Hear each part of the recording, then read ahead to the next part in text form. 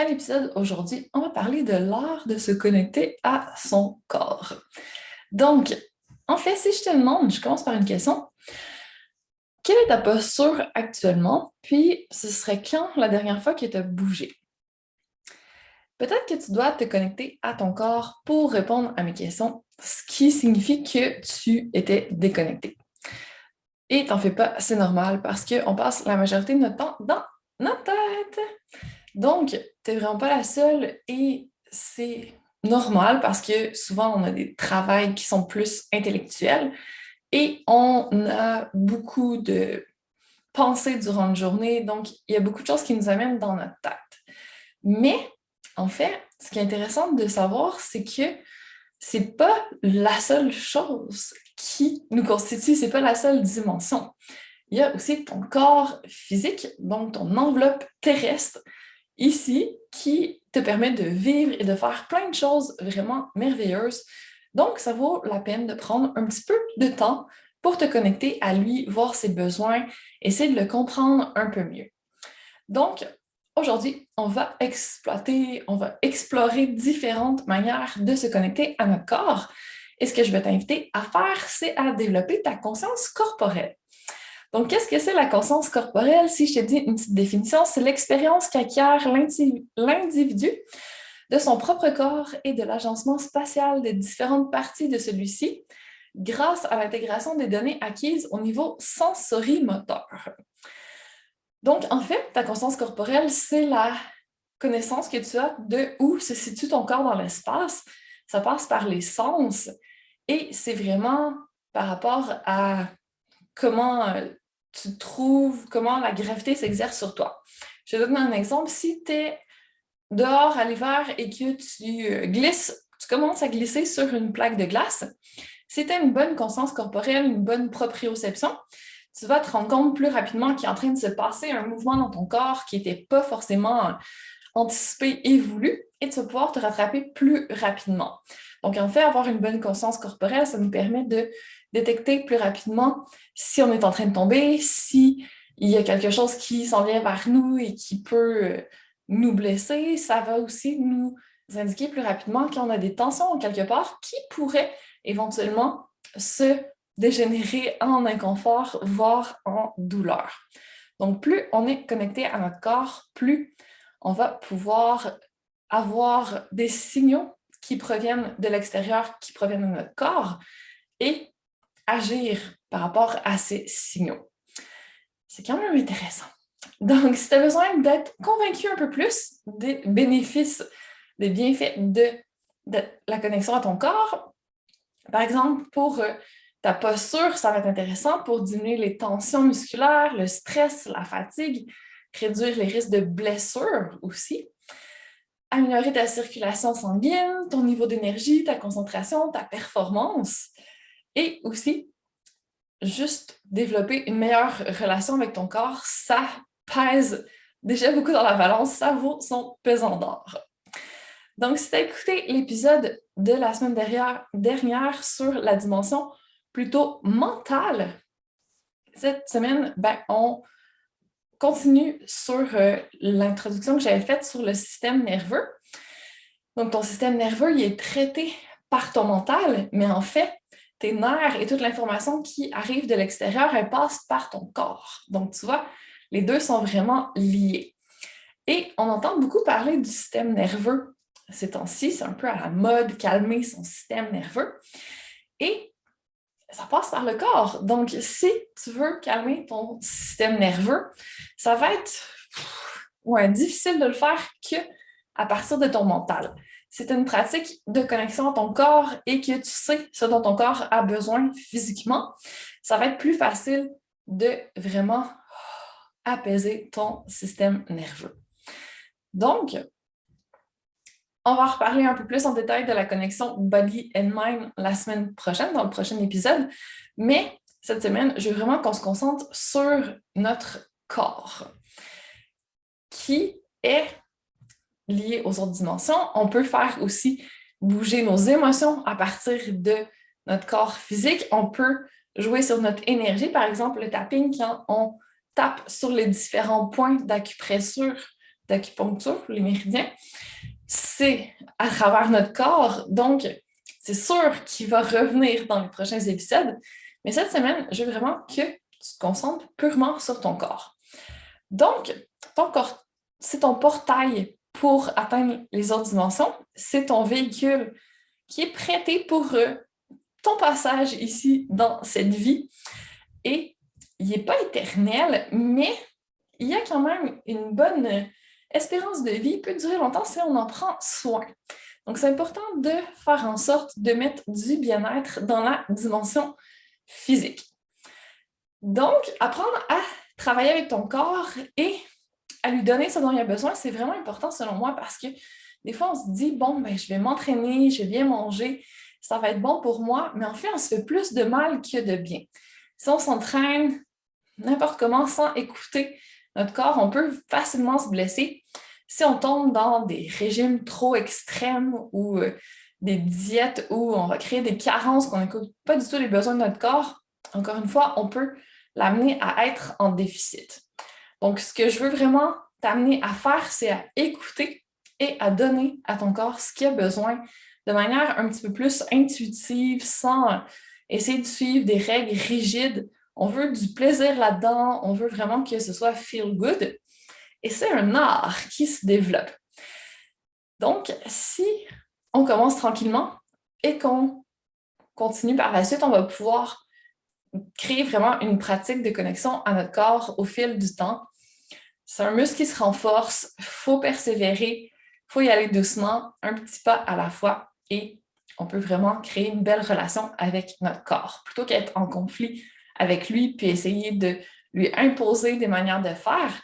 Ça peut être vraiment bénéfique de procéder à l'envers et d'écouter ce que lui a à nous dire et d'apprendre à travailler avec lui plutôt. Donc, c'est sûr que ça va prendre un petit peu de temps, d'énergie, d'attention. Ça va peut-être te sortir de ta zone de confort. Ça va définitivement te sortir de ta tête aussi. Mais c'est vraiment une journey. Donc, c'est une aventure que tu commences, c'est une expérience. Alors, garde l'esprit ouvert et peut-être teste des petites astuces que je te propose à l'instant. Donc, on va garder ça simple. J'ai donné vraiment des manières faciles et concrètes de mettre un petit peu plus de conscience corporelle dans tes journées le plus souvent possible. Donc, prends vraiment le temps de le faire pour pouvoir avoir une pratique qui crée une habitude. Et quand on est rendu au stade d'habitude, ben c'est sûr que c'est plus facile. Donc, il faut vraiment passer ce seuil où au début, c'est plus difficile. Notre mental nous dit oh, j'ai pas envie ou peu importe. On n'écoute pas les excuses, on va vraiment chercher notre connexion à notre corps. Donc, première pratique que je te propose, c'est le scan corporel. Donc, on va le faire dès maintenant. Peut-être que tu m'as déjà entendu en parler. Est-ce que tu l'as fait? Donc, si c'est possible pour toi de fermer les yeux en ce moment, vas-y. Si tu es en train de conduire ou peu importe que ce n'est pas possible, tu pourras le refaire plus tard. C'est vraiment pas compliqué. Donc, on va partir des pieds, puis enfin, on va passer toutes les parties de notre corps, remonter jusqu'au sommet de notre crâne, notre couronne, et on va essayer de voir à quel endroit il y a des tensions. Est-ce qu'il y a certaines articulations qui sont moins bien alignées? Est-ce qu'on a une posture neutre? Est-ce que notre sang a la possibilité de bien circuler ou il y a des portions qui sont plus comprimées? Est-ce qu'on a une bonne respiration qui nous permet de bien nous oxygéner?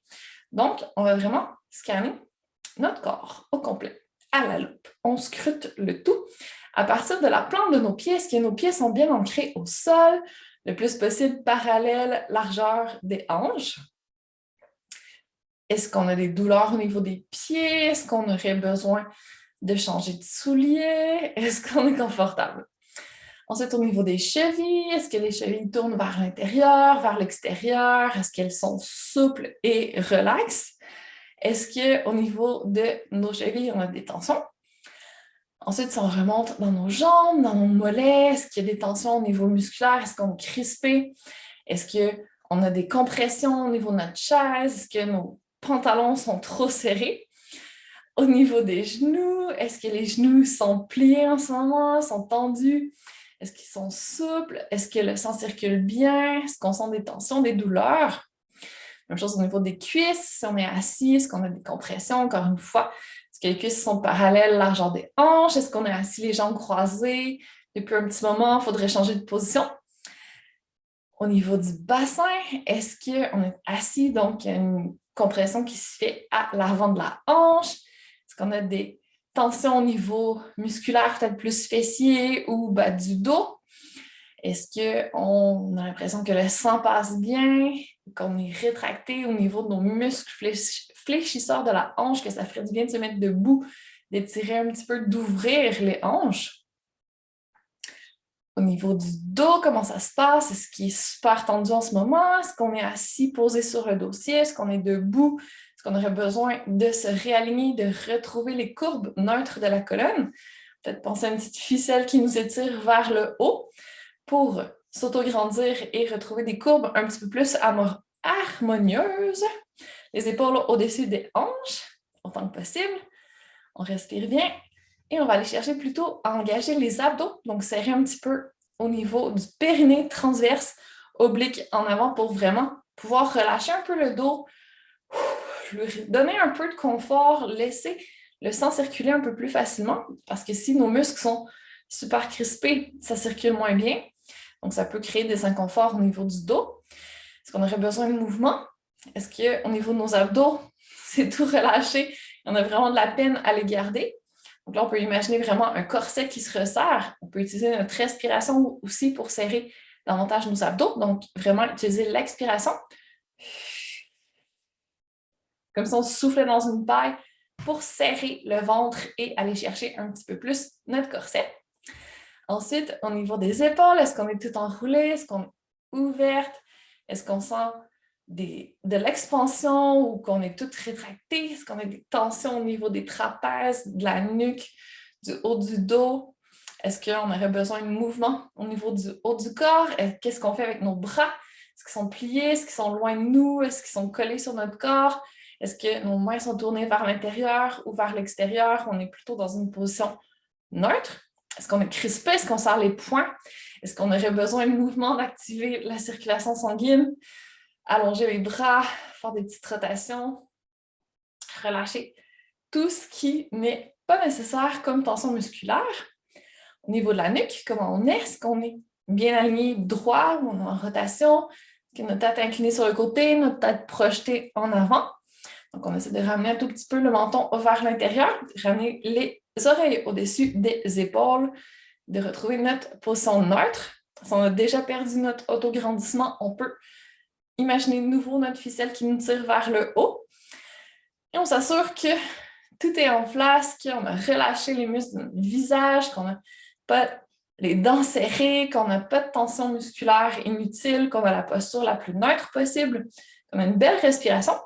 Et on peut ouvrir les yeux et déjà sens la différence dans ton corps, d'aller chercher juste à faire circuler un peu l'énergie, réaligner les segments dans la position la plus optimale pour eux, la posture neutre, et de faire circuler oxygène, nutriments pour que nos muscles soient contents, que nos articulations soient contentes et que notre corps, de façon générale, ressente déjà un petit peu plus de bien-être. Donc, super facile, tu peux le faire de plus en plus rapidement au fur et à mesure que tu deviens habitué. Donc, bonne pratique du scan corporel si ça te plaît bien.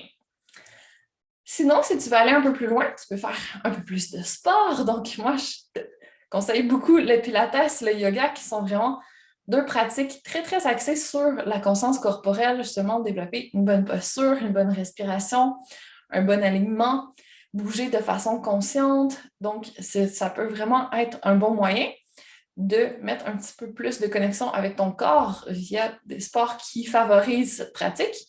Sinon, si toi, ton truc, c'est la marche dehors ou peu importe, vas-y, vraiment, bouge comme ton corps te l'indique qu'il a besoin.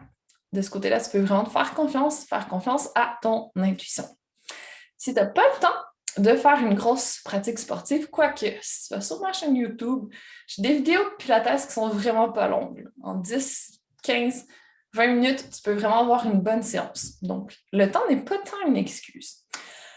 Mais si tu veux mettre, disons, du mouvement dans ta journée de travail, je t'invite à te diriger vers les micro-pauses actives. Donc là, c'est vraiment quelques secondes voire 1 ou 2 minutes où tu donnes à ton corps ce qu'il a besoin. Donc, quand on est resté trop longtemps dans une posture statique, que ce soit assis ou debout, quand tu es en train de travailler, ça fait du bien de changer de position, faire circuler un peu le sang, étirer, contracter, vraiment faire en sorte de varier un peu ta posture. Donc, là-dessus aussi, j'ai plein de suggestions. Si tu vas sur mon site web, andréannegagnon, en un seul mot.ca, dans la section ressources, j'ai des articles à ce sujet. Si tu vas sur ma chaîne YouTube, qui s'appelle aussi Andréanne Gagnon, tu peux taper Andréanne Gagnon, micro-pause active, et tu vas tomber sur moi, c'est sûr.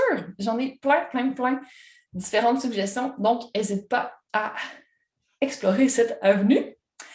Et sinon, l'autre pratique que je veux mettre en avant aujourd'hui, que je veux t'inviter à faire, c'est le breathwork, donc travailler la respiration.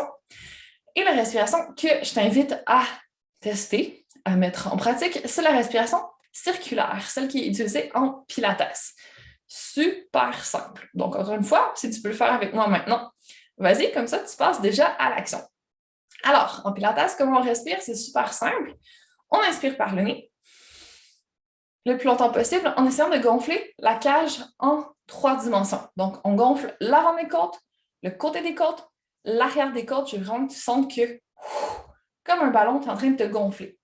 Et à l'expiration, tu vas expirer par la bouche en faisant un petit trou avec tes lèvres, comme si tu soufflais dans une paille. Si tu as même une paille, teste-le, tu vas voir ce que ça fait. Ça te force vraiment à concentrer l'air. Tu dois pousser un peu avec tes muscles.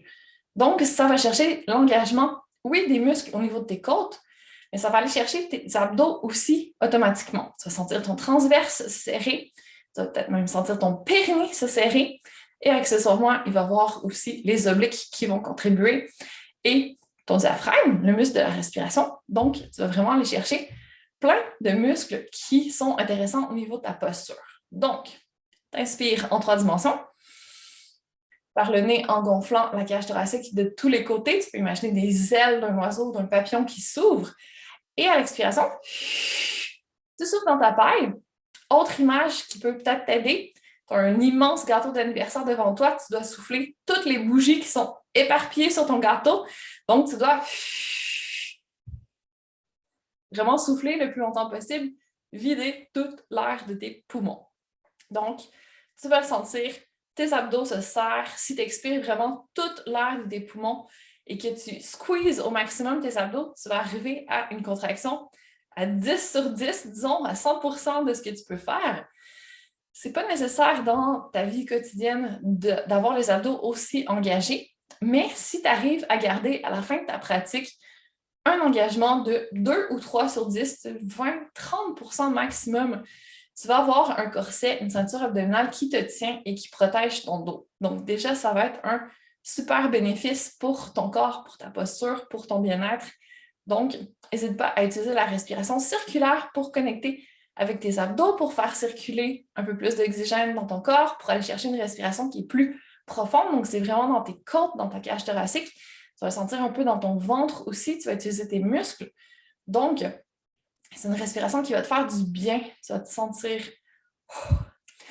un regain d'énergie après.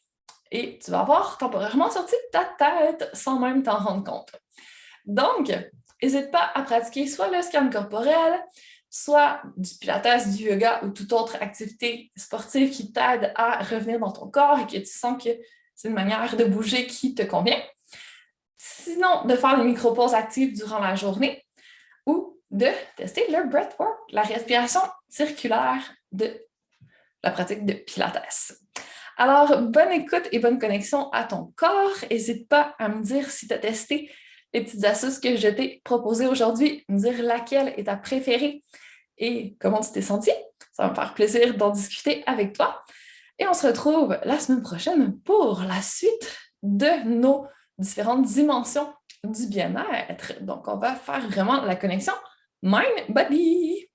D'ici là, porte-toi bien et on se dit à bientôt.